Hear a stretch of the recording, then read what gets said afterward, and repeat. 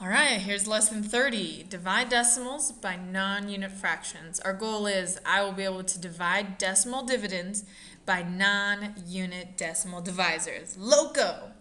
So this lesson is very good at connecting and using interchangeably decimals and fractions. And this is going to be so good for our understanding. Let's go ahead and get started. Problem 1. We're going to divide 2 by 1/10. All right, 2 divided by 1/10. So how many tenths are in 2? This is from our last lesson, right? How many tenths are in 2? There are 20 tenths. Okay, so our answer to that is 20. We know that any division expression can be renamed as a fraction. Okay, so I mean, we already have our answer, but here's another way to kind of look at this. We can actually do this. All right, I'm going to put 2 over 1/10. All right, this looks a little bit weird. Okay, why? Well, we have a decimal in a fraction. Okay, but is it legal? Absolutely, right? Any division problem that we do can become a fraction. Okay, so now our goal is we need to rename this fraction so that this here, our denominator, is a whole number. Okay, how can we do that? Well, thinking, if I multiply any fraction times 1, it'll still give me the same thing because we don't want to change the fraction. So instead of saying 1 whole, there's fractions out there that I can multiply by to give it a whole number, okay? So now let's see. If I multiply this by 3 over 3. Okay? I'm just illustrating that this is 1 whole.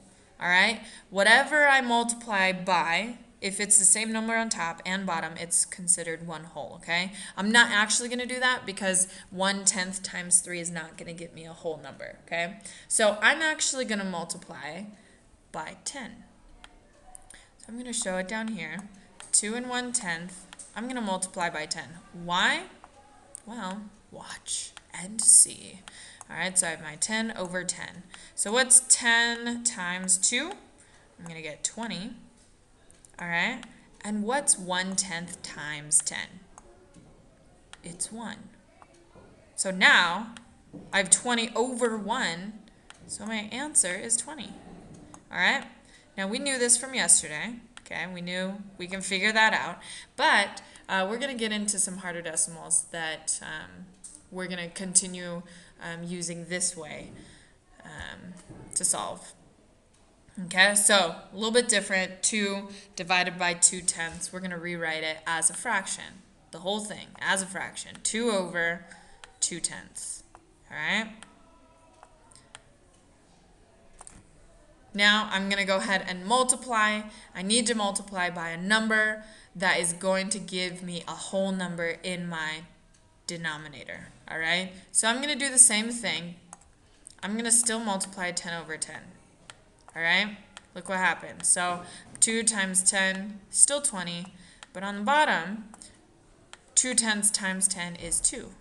So I have my whole number, and now I can simplify, right? 2 goes into 20, how many times? 10, and that's my answer. All right, so now think about this. What if the divisor on the bottom is 3/10, and we want to multiply by 10/10? Same thing. If I multiply 3/10 times 10/10, what am I going to get? I'm going to get 3. All right, how about if I have 8/10 times 10? I'm going to get 8. How about this one? 1 and 2/10 times 10. I'm going to get 12. All right, so we want to multiply by 10 over 10, especially or always when we're in tenths. All right, that'll give us a whole number. Okay, let's look at this one. Now I have 2 and 4/10, so we're getting a little bit more complicated, but we're still going to follow the same process. 2 and 4/10 divided by 2/10. I'm going to rewrite the whole thing as a fraction. So I have 2 and 4/10 on top, and on bottom I have 2/10. Okay, what's different? Well, now I have a decimal on top and on bottom. Okay, how can we rename the divisor as a whole number? Well, I'm going to do the same thing. Both of them are in tenths. So I'm going to multiply by 10. All right, 10 over 10. So 2 and 4 tenths times 10 is 24. And 2 tenths times 10 is 2. All right, both my numerator and my denominator are in whole numbers. So 24 divided by 2 is 12. And there's our answer. All right. Who knew fractions and decimals were so interconnected?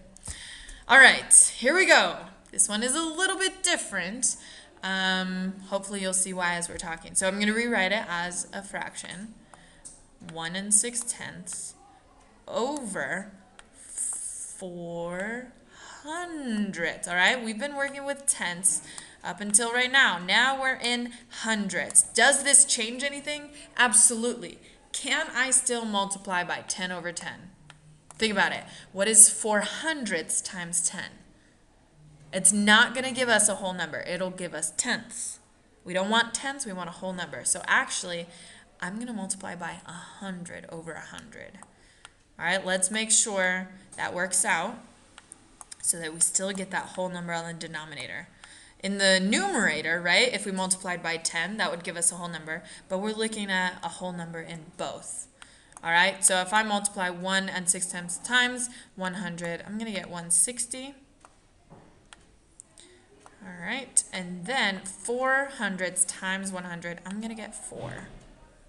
All right, then all I need to do is ask myself or divide or whatever, how many times can 4 go into 160? You do not have to do a division sentence for this. Just take off the 0. What is 16 divided by 4? You get 4. Add on your 0, you get 40. All right? So don't be intimidated by bigger numbers like that, especially if there's a 0 at the end, because you can take it off and then put it back into the answer. All right. So it says work with your partner, but you're not going to work with your partner. We're going to do this one together, and then you'll work and do this one for the quiz. All right. So change it into a fraction. All right. 1 and 6800ths over 400ths. Okay, so once again, I have to multiply by a number that is considered to be still one whole, but that will get my numerator and my denominators to be in whole numbers, okay? 10, it's not going to get me there, okay? But 100 will. All right, so 100 over 100. So 1 and 6800ths is going to give me 168.